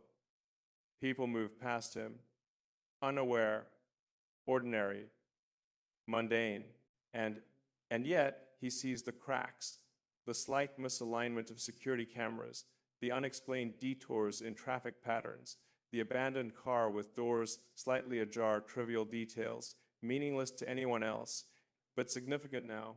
Attention reset, he mutters under his breath. The first ripple has begun. A minister notices a sudden failure in the communications hub. A low-level analyst reports inconsistent readings in the energy grid. A security protocol misfires. Nothing catastrophic. Nothing dramatic. Yet enough to create tension in the system. Zohran watches the patterns unfold. He realizes the operator doesn't just challenge individuals, they influence the network itself. Every subtle shift propagates. A door left unlocked becomes an opportunity. A misplaced memo becomes leverage. A slight misalignment in scheduling becomes chaos. The Republic is alive, and the operator has nudged it. Everything is a test, he whispers to himself. Not me, the system, and everyone in it. He checks the red dot in his mental map of the Republic. It's moving, not random, intentional. Tracking the ripples he set in motion. The cognitive loop is working. The experiment is alive. And the first ripple is just the beginning. The ripple isn't confined to the streets or servers, she warns. It's spreading into institutions. Zohran looks at her. Explain. She points to a live feed of the legislature. A vote was scheduled hours ago, but now confusion reigns. Committees arrive late, documents missing, debates erupt over procedural minutiae, and the operator's already moving toward the next test. Zohran studies the red dot on the diagram one last time before turning to the monitor. The operator's message still blinks. Patient, deliberate. 8 words. A challenge. A door opening into something he cannot yet comprehend. He takes a deep breath, steeling himself, because nothing prepares you for the first contact with a mind designed to outthink a system, static first. Then a figure emerges, shadowed, faceless. The room seems colder, as if the digital presence exhaled. Zohran leans closer. The figure doesn't move, yet it dominates the frame. Every corner of the screen seems to pulse with intention. Every flicker whispers, I know you. I know the system. I know what you cannot yet see. Then the operator speaks. Not a voice raised. Decisions are delayed. Policy execution falters. The ripple destabilizes the system from within, she says softly. The operator doesn't just test us, they expose fragility. Zohran's stomach tightens. He sees now that the operator's goal is not chaos for its own sake, but illumination. Reveal the cracks, Force the Republic to confront its own weaknesses before they become lethal. A financial transaction error, an internal audit glitch, sparks alarms across the economic network. Not enough to collapse the system, but enough to induce panic. Heads turn, phones ring. Agencies activate redundancies that were never meant to be tested in this configuration. Zohran feels the familiar hum in his chest, the pulse of the network reacting. The operator has created motion in the system, and every movement tests who can adapt, who hesitates, and who breaks. The real danger, Zohran murmurs, recalling the president's earlier words, isn't change, it's who controls the definition of normal. Zohran checks his office, emails misdirected, messages rearranged, calendar shifted, tasks that were trivial now carry unintended consequences. He senses eyes on him, not literally, but metaphorically. Someone is watching the effect of his decisions, every response calculated, every misstep observed. The operator isn't passive. They manipulate, provoke, and guide. Every ripple, a feedback loop. Every reaction, a test. And Zohran realizes the stakes are higher than he imagined. This isn't just about him or the Republic. This is about control over the flow of reality itself. He contacts the president, updates on the anomalies, warns about destabilization in key infrastructures. The president listens quietly, nods once, and then the words that pierce Zohran's mind. This is bigger than the government. The system itself is awake. Zohran's pulse quickens, not with fear, but with recognition. The first ripple is minor. The second ripple is contagious. The third, inevitable. He knows now, once the operator decides to escalate, the entire Republic will react like a living organism. And he is at the center.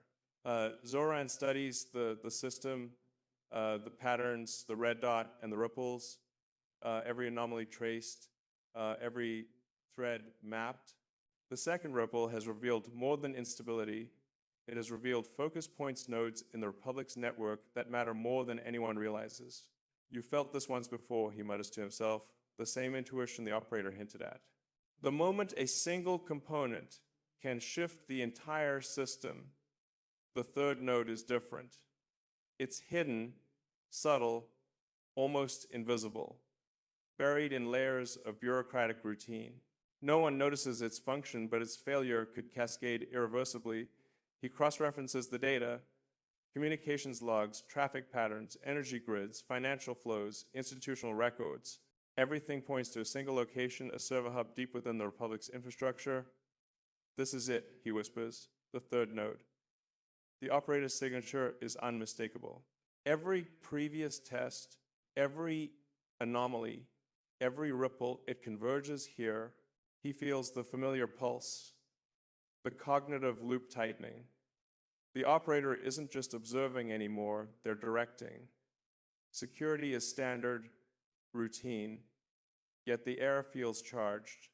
The hum he's learned to sense the pulse of the system throbs stronger here. Each step toward the node increases tension. The operator's design is psychological as much as systemic. A terminal flashes with a message. Welcome, Zohran. This is where understanding begins. Are you ready? Zohran exhales. Ready or not? He has no choice. It isn't a single machine. It's an entire cluster, communications, databases, protocols, redundancies, all interconnected, lines of influence he never knew existed. Every ripple he traced earlier converges here. He studies the interface. The red dot pulsates at the core. It's alive, responding, waiting. The flow is dynamic, Zohran realizes. Every interaction, every decision shapes the network. The operator anticipated him. The first ripple tested awareness. The second ripple tested adaptation. This third node tests judgment under uncertainty. He notices irregularities, false paths, decoy data, contradictions embedded deliberately, each designed to stress cognitive resilience, each intended to expose assumptions. The operator's philosophy emerges. The system will reveal itself to those who can perceive, question, and act without collapsing under its own reflection. Zohran feels the weight of the truth. This is no longer an abstract game. This is the architecture of reality itself.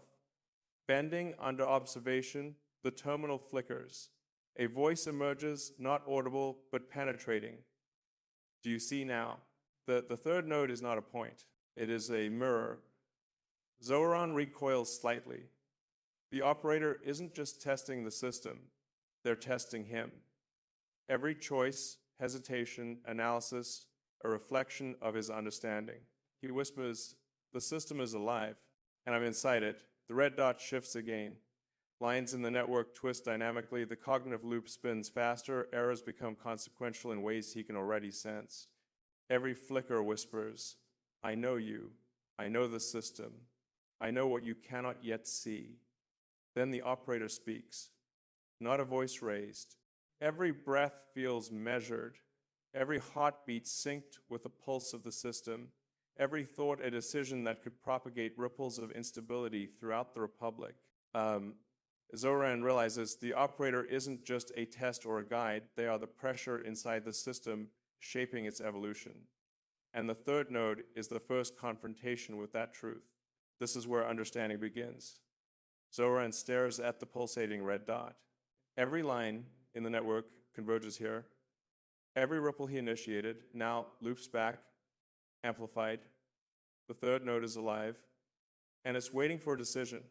"You've asked this question too," he mutters under his breath. "Now I have to answer it." Miss Ravel hovers near the terminal, her presence grounding, yet irrelevant. This is his test, not hers. "Remember," she says quietly, "the operator measures not just knowledge, but intent." Zohran swallows, intent. The weight of every choice now quantified. The system doesn't forgive indecision, it doesn't reward hesitation. 3 pathways, not labeled, not explained, each line shimmering with potential outcomes. 1. Contain the ripple, stabilize the immediate network, prevent disruption, but risk missing the hidden fractures. 2. Follow the flow, let the ripple propagate, gain understanding of systemic weaknesses, but increase risk of collapse. 3. Redirect the node, attempt to manipulate the network proactively, anticipate the operator, but gamble on miscalculating their design. The choice is immediate. There is no time to second guess. Every second of delay propagates consequences. Zohran's pulse aligns with the red dot. Every instinct screaming, every logical process running simultaneously. Contain the ripple, safe, predictable, boring. Follow the flow, chaotic, illuminating, risky. Redirect, aggressive, presumptuous, dangerous.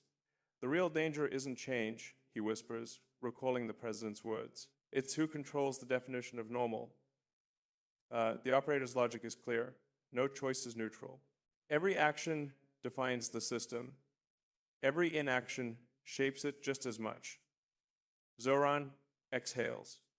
The first decision isn't tactical, it's philosophical, moral, cognitive. His fingers hover over the interface. The hum of the node intensifies, almost responding to his heartbeat. The lines on the diagram shift slightly as if testing him, waiting for confirmation. He selects follow the flow. The system reacts immediately. Lines twist, nodes pulse, pathways illuminate. Data streams cascade like rivers of light. The red dot spins, then stabilizes. The first ripple spreads faster than before. Zohran feels the consequences instantly.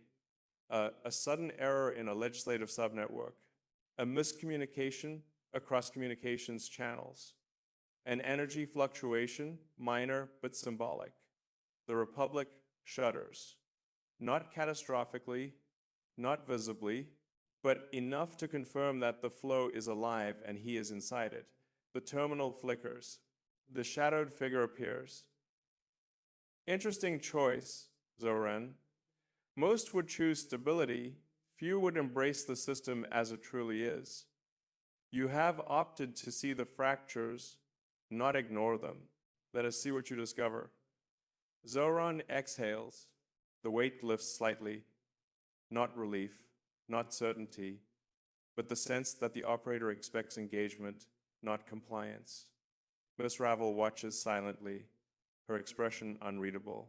She knows this choice will ripple outward, far beyond this room, far beyond the third note. Zohran stands. He feels changed, not just a participant, but a catalyst in a system alive with observation and reaction. He knows the operator is watching. He knows the next test will escalate. And he knows that every choice from here on will carry exponentially greater stakes. The red dot pulses one last time. A subtle warning, a promise.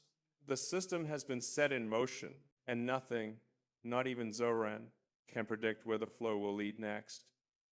The red dot pulses quietly in the corner of Zohran's mind, not on the screen, inside him. Every ripple he has set in motion resonates through his awareness. The first decisions, the first tests, they were all pieces, but now he begins to see the hidden pattern beneath the chaos. There's one detail everyone missed, he whispers.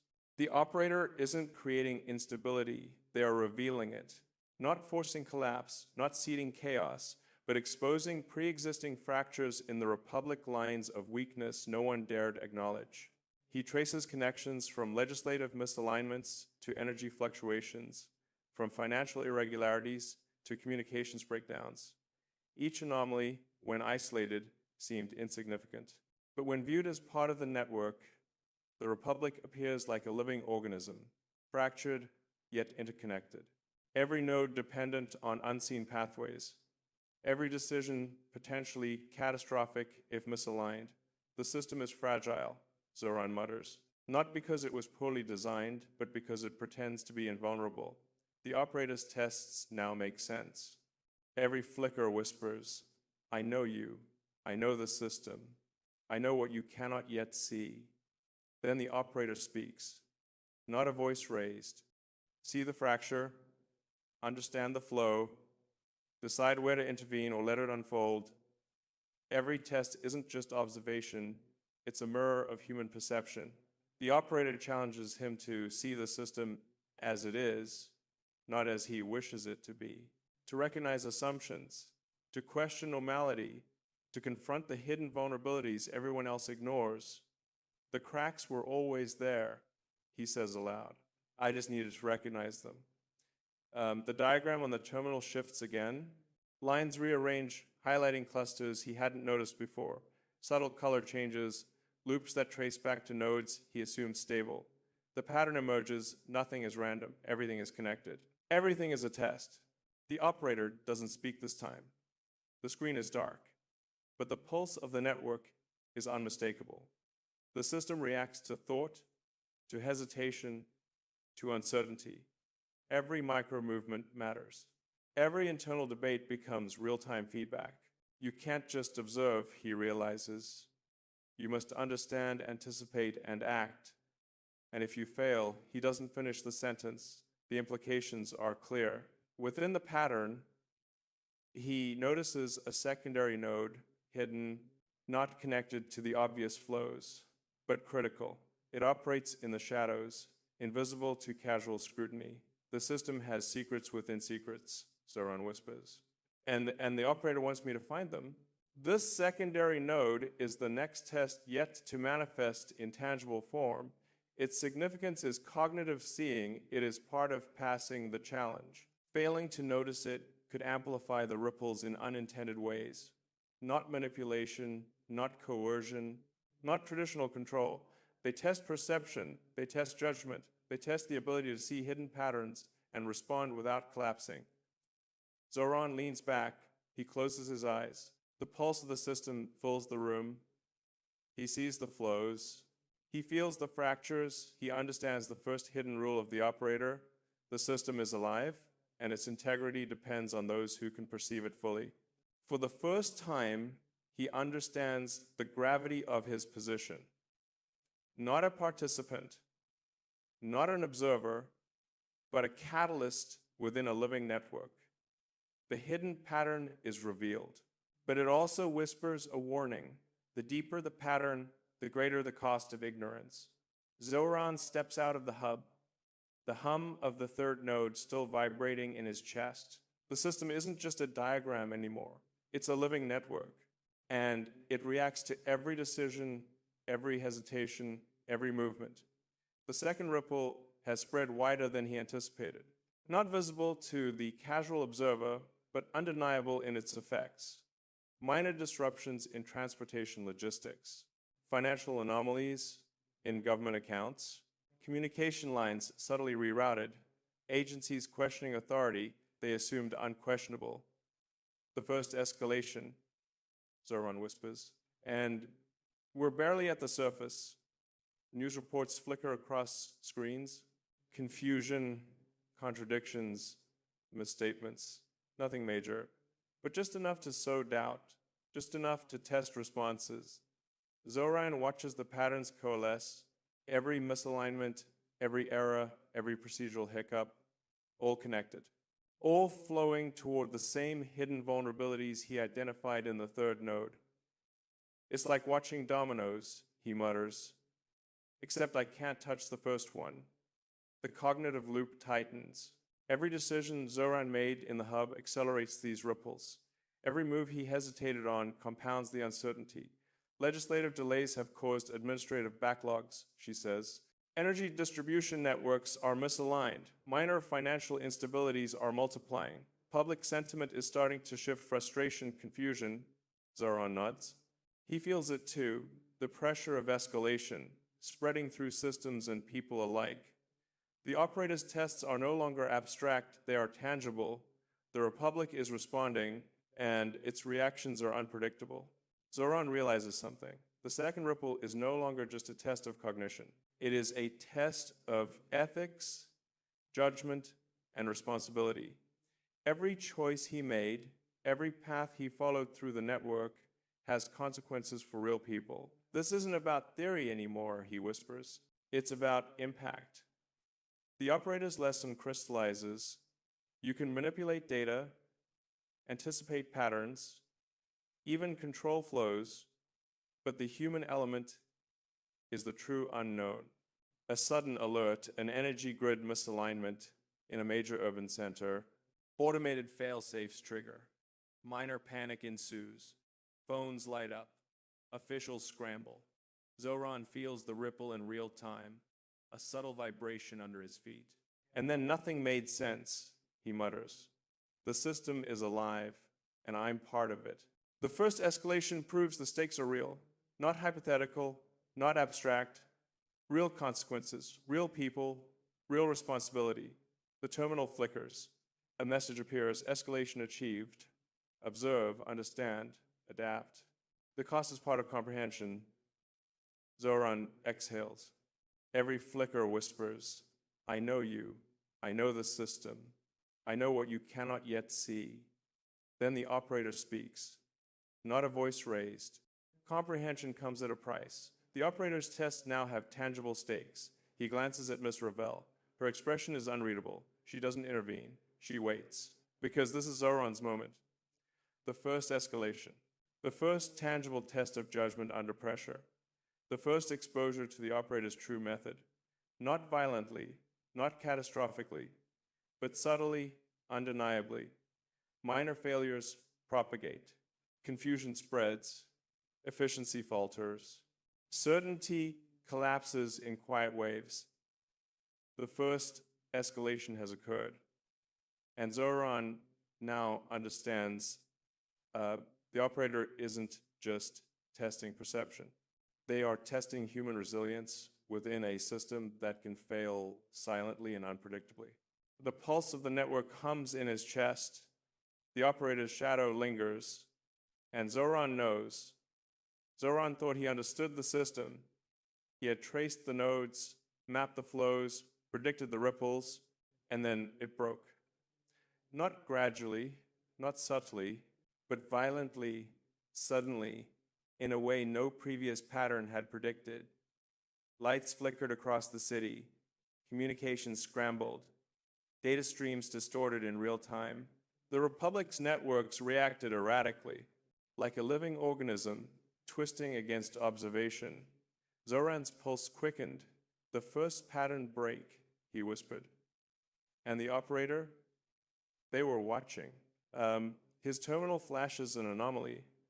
A node he assumed stable now shifts unpredictably. Not because of error, not because of failure, but because someone or something acted outside expected parameters. The cognitive loop tightens. Every calculation, every assumption, every prediction is thrown into question. You've seen this before, he mutters, but never like this. Never with consequences rippling simultaneously through the physical and digital world. He isolates the affected node, traces its connections, attempts to counteract the instability, but every adjustment triggers new anomalies. Every intervention propagates unexpected consequences. Every line he touches seems to pulse alive with resistance. The operator's method is clear, not only to test understanding, but to force adaptation under uncertainty. Zohran realizes this is no longer just a technical challenge. This is a test of judgment, instinct, and resilience. Every choice has cascading consequences. Every hesitation amplifies risk. A message flickers on the terminal. Patterns are assumptions. Assumptions are dangerous. Break the pattern or be broken by it. The shadow of the operator fills the screen. Not threatening, not instructive, but a constant reminder that certainty is a trap. Energy grids misalign further. Traffic routing collapses in parts of the city. Communications loops loop endlessly, causing confusion in agencies. Zohran feels the pulse of the third node in his chest. The first escalation had been minor. The first pattern break is real. The consequences are immediate. He adapts. He recalibrates. He acts. But every success comes with new ambiguity. Every correction exposes additional vulnerabilities.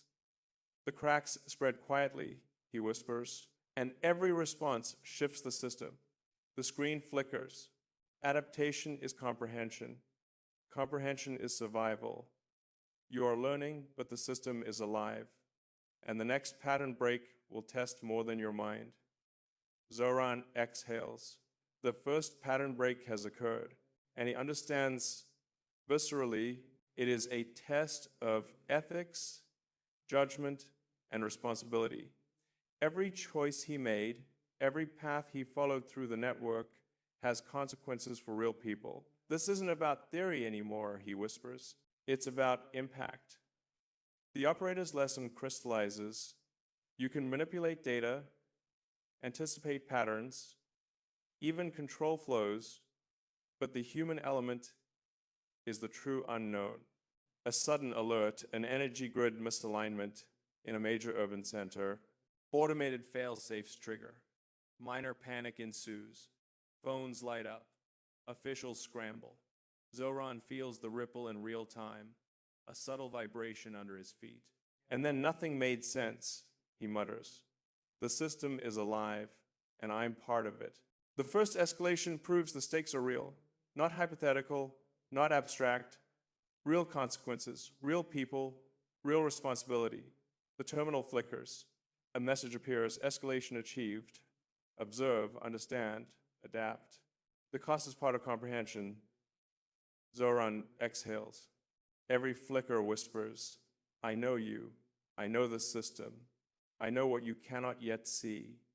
Then the operator speaks, not a voice raised. Nothing in the system is static. Every expectation can be shattered. Every assumption questioned. He steps back from the terminal. The pulse lingers. The operator is already planning the next disruption. Zohran knows this is the rhythm of the republic under the operator. Observe, predict, adapt, repeat, or collapse. The first pattern break has left Zohran shaken but awake. Every anomaly, every ripple, every disruption pulses in his mind. The republic is no longer abstract. It is tangible and fragile. There's more beneath the surface, he whispers. Something essential, hidden, and critical. The third node revealed fractures. The first escalation showed consequences.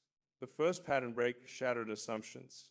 Now he must find the secondary node, a component hidden within the Republic's architecture that is pivotal to stability. Zohran retraces the anomalies, the glitches, the deviations. Every misalignment points to clusters he previously ignored. Subtle redundancies in financial systems, shadowed communication loops, energy reroutes invisible to most monitoring software. It's not obvious, he mutters. It's designed to remain unnoticed until the wrong choice triggers failure. The cognitive loop tightens. Every calculation he makes feels like walking a tightrope over shifting ground. In the network's underlayer, a node pulses quietly, not connected directly to the red dot, yet influencing nearly every critical system. The second node, he whispers, the hidden architecture of resilience, failure, and adaptation. It's subtle, a secondary control hub masked behind redundant systems normally invisible to operators, but the operator left a trail for Zohran to find, deliberate, testing his ability to see what others cannot. He traces its influence: financial contingencies, emergency energy reroutes, shadowed communication channels, administrative buffers in governmental operations. Miss this and the next ripple could be catastrophic, he realizes. A subtle flicker on the terminal, the shadowed figure returns. Most see only what is immediate. Few recognize the hidden nodes. Even fewer understand their significance. You are not most. Zohran feels a surge of tension, responsibility coiling in his chest. The second node is not just a part of the network. It is a key leverage point, a pivot. Control it wrong, and the system reacts unpredictably. Control it right, and you stabilize, but only temporarily. He engages with the secondary hub carefully. Every action causes micro ripples. Every decision triggers real-time feedback. The system reacts not violently, but observantly. The cognitive loop forces Zohran to anticipate not just outcomes, but human, institutional, and systemic responses. The operator's test is evolving, he murmurs. It's no longer just about patterns, it's about understanding consequences across layers. He pauses. One wrong input, one misjudged connection, and the Republic's hidden buffers could fail silently. The pulse of the system intensifies. Minor anomalies propagate. Government communications subtly fail. Transportation nodes reroute unpredictably. Financial streams diverge from expectation. The operator remains silent, but their presence is palpable. Zohran understands the second node isn't just hidden infrastructure, it is a test of his comprehension, foresight, and resilience. He leans over the terminal, tracing lines, verifying links, checking dependencies. The next pattern break could arrive any moment, and only understanding the secondary node will allow him to mitigate its effects. Zohran exhales slowly. He sees the architecture in its entirety. The first node, the third node, and now the second node, interwoven, a hidden ecosystem of failures, redundancies, and human factors. The operator is revealing the Republic as it truly is. The system is alive, he whispers, and I'm inside it. The secondary node is uncovered, but the test is far from over. The first ripple was minor. The first escalation tangible. The first pattern break shocking. The second node sets the stage for the next inevitable crisis. Zohran watches the secondary node pulse in the terminal. Every micro decision he made ripples outward, subtly altering the flow of the network, and then it ruptures. The first escalation proves the stakes are real, not hypothetical, not abstract, real consequences, real people, real responsibility. The terminal flickers. A message appears: escalation achieved. Observe, understand, adapt. The cost is part of comprehension. Zohran exhales. Every flicker whispers, I know you. I know the system. I know what you cannot yet see. Then the operator speaks. Not a voice raised, not gradually, not quietly, but suddenly, violently, in multiple layers simultaneously. The third rupture, Zohran whispers, And it's everywhere at once. Communications loops collapse unpredictably, emergency systems misfire, financial streams diverge into misaligned channels. Traffic grids falter, creating cascading disruptions in transportation. Officials scramble. Agencies miscommunicate. Media reports contradict themselves. Citizens notice. Frustration grows. Confidence begins to erode silently. Zohran feels the pulse in his chest, a reflection of the system itself. The Republic reacts like a living organism, and he is the heartbeat within it. The shadowed figure flickers on the screen. No words at first, just presence. A reminder that this is not chaos for chaos's sake. Every ripple, every failure, every disruption is intentional. Finally, a message appears. Observe the rupture, understand the weaknesses, comprehend before intervention, or the system will learn faster than you can adapt. Zohran exhales slowly. Observation is not passive. It is active, demanding judgment under pressure. He isolates the affected nodes, traces cascading failures, redirects flows. He stabilizes some systems, but not all. Every intervention triggers secondary reactions. Every fix is temporary. Every adjustment exposes new vulnerabilities. He realizes the operator's purpose is not to destroy, but to reveal the depth of hidden weaknesses. The rupture teaches him more about the system than any previous test. The third rupture isn't abstract. People are affected minorly, but tangibly. Citizens experience delays, confusion, frustration. Officials feel the strain. Every ripple touches human lives.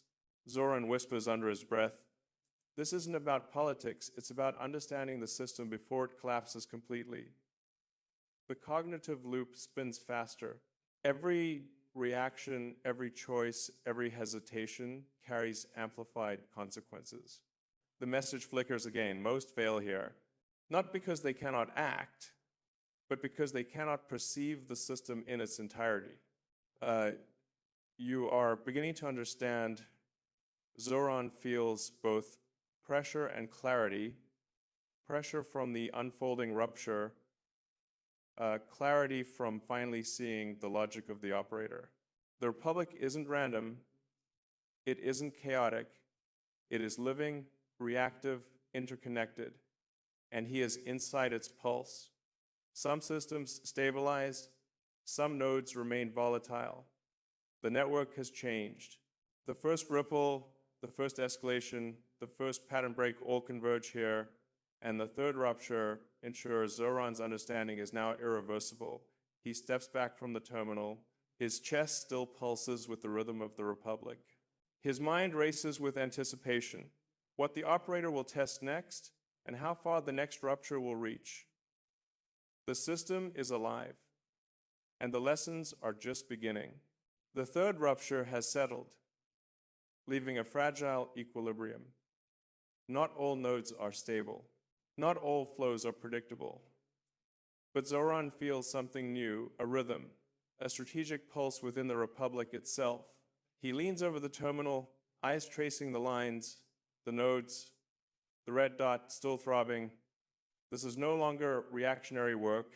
This is anticipation.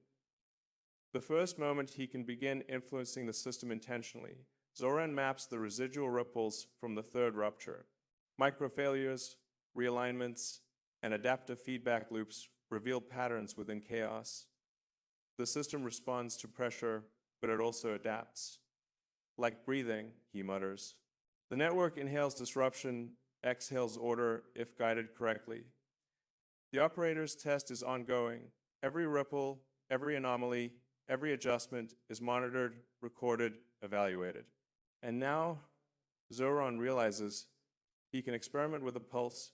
He isolates a minor node, a cluster previously ignored, redirects a microflow, observing the system's immediate response. Data streams shimmer. Lines twist subtly. The red dot adjusts its trajectory. Not control, he whispers, guidance. He tweaks another flow, this time in coordination with the secondary node. A minor adjustment in transportation logistics, a rerouted communication channel. The system responds smoothly, predictably, adaptively. Zohran feels a surge of clarity. Influence, not force. Observation, not command. Anticipation, not reaction. A message flickers. Understanding is meaningless without action, but action without comprehension is dangerous. You are learning the pulse. Now learn to guide it. Zohran exhales slowly. The operator isn't giving answers. They're providing a framework.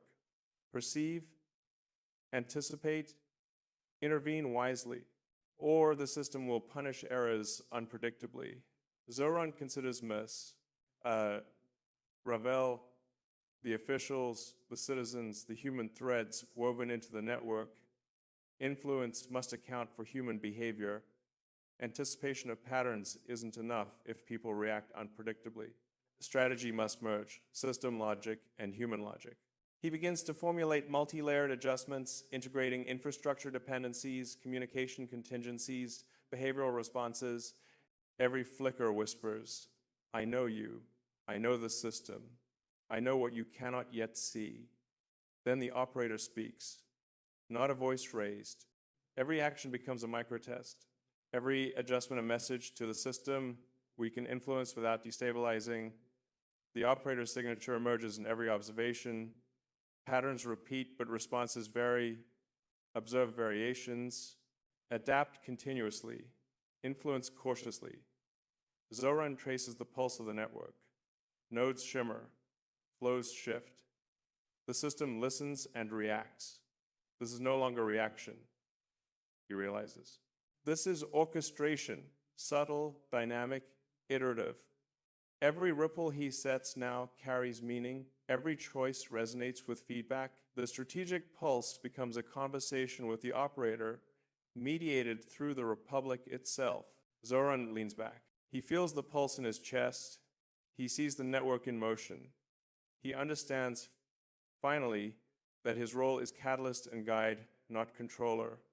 The third rupture has taught him consequences. The first pattern break has taught him adaptation.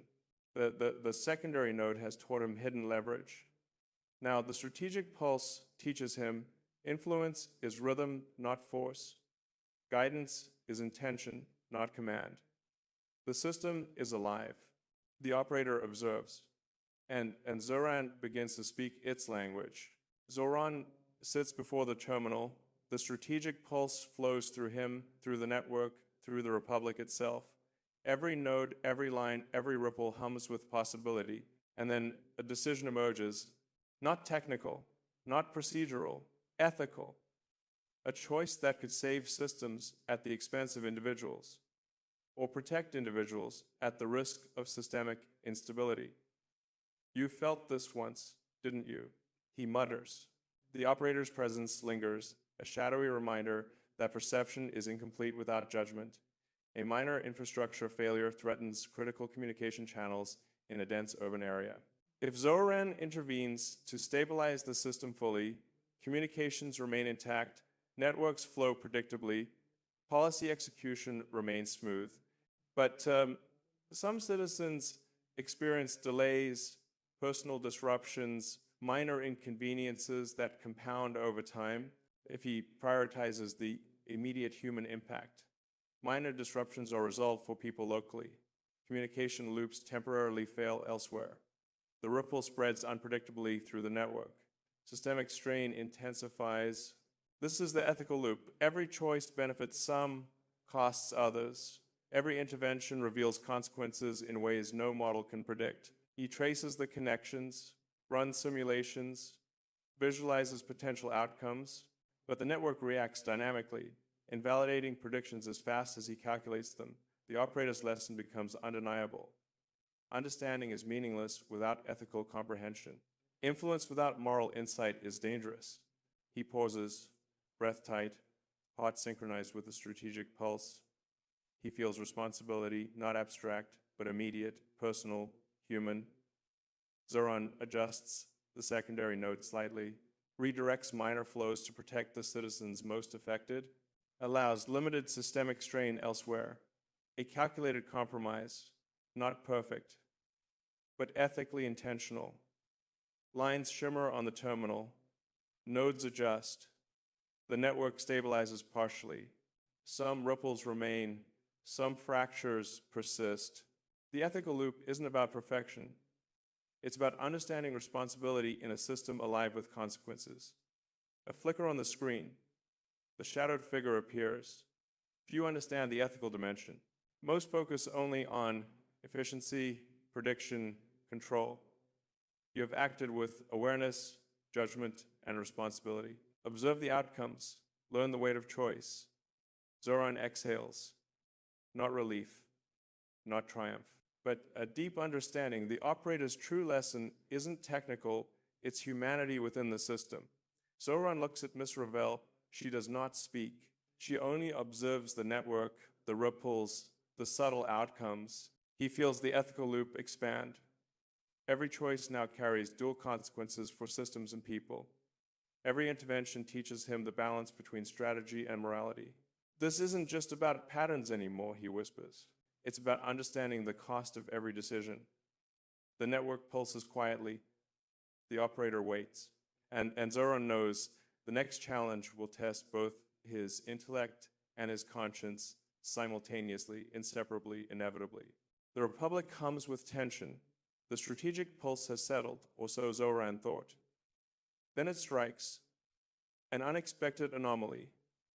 Not predicted, not mapped, not anticipated, a variable the operator hadn't hinted at, a disruption outside patterns, outside logic, outside expectation.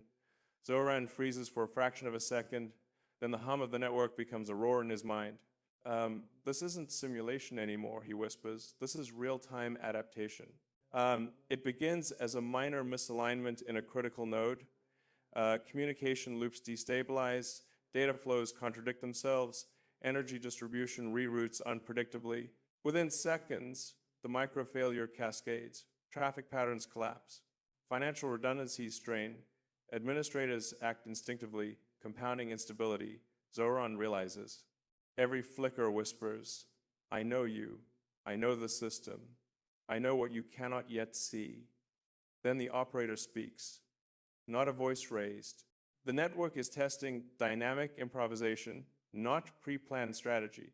He traces the anomaly to a sublayer hidden beneath the secondary node. Its architecture is unfamiliar.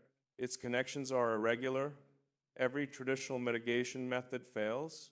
Every predicted adjustment triggers new micro-ripples. Zohran exhales sharply. I have to improvise, not just calculate. He begins manual intervention, rerouting energy microflows, stabilizing communications in real time, anticipating secondary reactions before they manifest. The cognitive loop tightens. Decision, consequence, observation, reaction. Faster, faster, faster. Every choice carries amplified stakes. Miss, Ravel observes, silent but present. Zohran senses the human stakes clearly. Citizens dependent on infrastructure, officials making snap judgments, social trust teetering on perception. He understands now that systemic shock is inseparable from human shock. To stabilize one, he must anticipate the other. To influence the network, he must respect the people within it. This isn't about perfection, he mutters. It's about responsiveness and responsibility. The terminal flickers. Adaptation is comprehension in motion. Comprehension is resilience. Observe the shock, learn from it. The system evolves faster than your expectations. Zohran absorbs the lesson. Every anomaly is a teacher. Every ripple is a mirror of hidden logic. Every rupture exposes both vulnerability and opportunity. The adaptive shock forces Zohran to innovate. He manipulates the secondary node in coordination with the third. Micro-adjustments cascade smoothly. Chaos begins to harmonize. The system rebalances not perfectly, but effectively. He exhales, pulse racing. The first adaptive shock is survived, but the network, the operator, and the Republic have changed irreversibly. Zohran knows the next challenge will be more than technical. It will require judgment, foresight, improvisation, and courage. The strategic pulse hums again, alive, aware, and waiting. Zohran leans over the terminal. The adaptive shock has settled, but its aftershocks linger. Lines shimmer across the network, weaving together in ways he hadn't anticipated. There was one detail everyone missed, he mutters. The convergence is subtle, hidden, and critical. A secondary node, a tertiary flow, a micro disruption from the third rupture, all intersecting in a previously invisible pattern.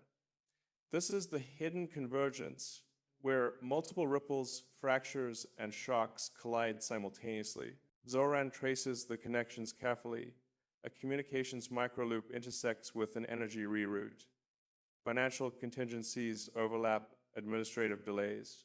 Social and institutional reactions create feedback loops he hadn't accounted for. Everything touches everything, he whispers, and the operator is watching. The convergence isn't just a technical anomaly. It's a systemic revelation, a demonstration of how small failures accumulate, intersect, and amplify. Zohran feels the weight of the network. Every node, every flow, every micro-decision is now interdependent. Small errors ripple outward with exponential impact. He recognizes the operator's method: force awareness through complexity, test judgment under compounded uncertainty, demand comprehension without complete control. The convergence point exposes hidden vulnerabilities, but also potential leverage. Zohran realizes he can influence multiple nodes simultaneously, but the margin for error is microscopic. Miss, Ravel observes silently. Zohran senses the ethical dimension. Every adjustment affects real people. Minor delays in communication create public frustration. Infrastructure strain impacts citizens' daily lives. He understands the hidden convergence is both a strategic opportunity and a moral challenge. Influence the network poorly, and consequences cascade unpredictably. Influence it wisely, and the system can be stabilized at least temporarily. A message flickers. Convergence reveals truth.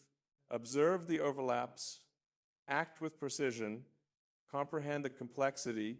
Only then will you learn the system's deeper rhythm. Zohran exhales. The operator isn't guiding him step by step. They are forcing insight through observation and consequence. He leans closer. Every node, every ripple, every shock converges into a singular, tangible lesson. The Republic's strength and fragility exist in the intersections of its systems, human and mechanical. Zohran must act, influence the convergence wisely, or let the network realign naturally. He chooses subtlety, adjusting microflows across three intersecting nodes simultaneously, stabilizing critical pathways, minimizing unintended disruptions to human systems. The network responds. Lines pulse. Nodes shimmer. The hidden convergence is mitigated. Not perfectly, not permanently, but effectively enough to maintain equilibrium. Zohran exhales. He feels the pulse of the Republic, the operator's shadow, and his own heartbeat aligned, aware, and ready. Zohran stands at the center of the network. Every node, every ripple, every microdisruption converges. The Republic itself seems to hold its breath. The previous ruptures, pattern breaks, and adaptive shocks were practice. This is the culmination. Every flicker whispers, I know you, I know the system, I know what you cannot yet see. Then the operator speaks, not a voice raised. The final escalation. Lights flicker across terminals, energy flows pulse unpredictably, communication loops threaten to collapse entirely, financial redundancies strain beyond calculated thresholds. Everything is coming together or apart, Zohran whispers. The operator's presence is palpable, not a shadow, not a flicker, a constant, all-seeing awareness. Every previous lesson, pattern recognition, ethical loops, adaptive improvisation, strategic pulse, hidden convergence culminates here. Failure is not theoretical, Consequences are immediate, visible, human, systemic. Zohran senses it, the network is alive. And now it tests the full extent of his comprehension, judgment, and responsibility. Zohran acts. Every adjustment is precise, intentional, iterative. He manipulates flows across multiple nodes, stabilizes communication loops, anticipates secondary shocks, mitigates human impact, and contains systemic strain. The network pushes back relentlessly. Minor errors amplify. Human consequences ripple unexpectedly. Systemic feedback threatens collapse in microseconds. You can influence, he mutters, but you cannot control entirely. The operator's lesson is clear. Mastery is not control. Understanding is coexistence with uncertainty. Zohran faces his final moral choice: prioritize systemic stability at a subtle cost to citizens, or prioritize immediate human comfort at the risk of structural failure. Every micro-decision is magnified. Every hesitation carries amplified weight. The network vibrates under the tension. A single misstep could cascade into irreversible consequences. Zohran chooses balance, micro-adjustments across key nodes, strategic pulse to influence flow, ethical consideration for human impact. The network reacts gradually, predictably, adaptively. The Republic stabilizes, but not perfectly. The final escalation demonstrates the limits of influence, foresight, and judgment. The screen flickers. A message appears: you have observed, you have adapted, you have acted ethically under pressure. Comprehension is achieved, not mastery. The system is alive. And now, so are you. Zohran exhales, heart pounding, mind racing, chest synced with the pulse of a living republic. The final escalation is complete. The network endures, and Zohran stands not as master, but as guardian, observer, and participant in a system that is larger than any individual. The operator withdraws, silent, present, watching history unfold, imperceptibly shaping the next sequence. Zohran steps back. The lessons of the first ripple, the first pattern break, the secondary node, adaptive shock, and hidden convergence all coalesce into a singular understanding: the Republic is alive. The system is a mirror of human decisions, imperfections, and resilience. Influence is measured in balance, judgment, and ethical consideration. The pulse continues, steady, aware, and Zohran knows this is not the end, but the preparation for what comes next. The final escalation has ended. The Republic hums quietly now, balanced but alive, not perfect, not static, but resilient. Zohran stands before the terminal, chest still echoing with the pulse of the network. He has seen the fractures. He has felt the ripples. He has acted within the ethical loops. And he knows understanding is a continuous journey, not a destination. Every node, every microflow, every rupture, every hidden convergence has left its mark. The first ripple toward observation, the first escalation toward tangible responsibility. The first pattern break toward adaptation, the secondary node revealed hidden leverage. Adaptive shock demanded improvisation. Hidden convergence revealed complexity. The final escalation tested judgment, ethics, and human consequences. You know this feeling, Zohran whispers. The audience can feel it too. The tension, the pressure, the weight of comprehension. He looks out over the city lights, diners glowing faintly, highways alive with movement, people going about their lives, unaware of the network quietly balancing itself. You've seen this before, he says softly, but now you understand the depth beneath the surface. Zohran realizes a truth the operator made clear through trials, shocks, and ripples. Systems are alive, and humans exist within them, not above them, not separate from them. Every choice carries consequence. Every observation requires judgment. Every act of understanding demands responsibility. The Republic is resilient, not because it is unbreakable, not because it is controlled, but because it is continuously observed, understood, and guided by those who perceive it fully, Zohran steps back from the terminal. The pulse continues. Steady, alive, he knows he is part of something larger, something eternal in rhythm and consequence. He speaks softly more to himself than anyone else. Freedom isn't inherited, it's practiced. Awareness isn't passive, it must be engaged. And when your moment comes, what will you choose to become? A final pause, a breath, the lights flicker, a door clicks, the world continues. And maybe this is where everything begins again. The pulse fades into quiet. The network rests, but its lessons linger. For Zohran, for the Republic, for all who dare to observe, adapt, and act.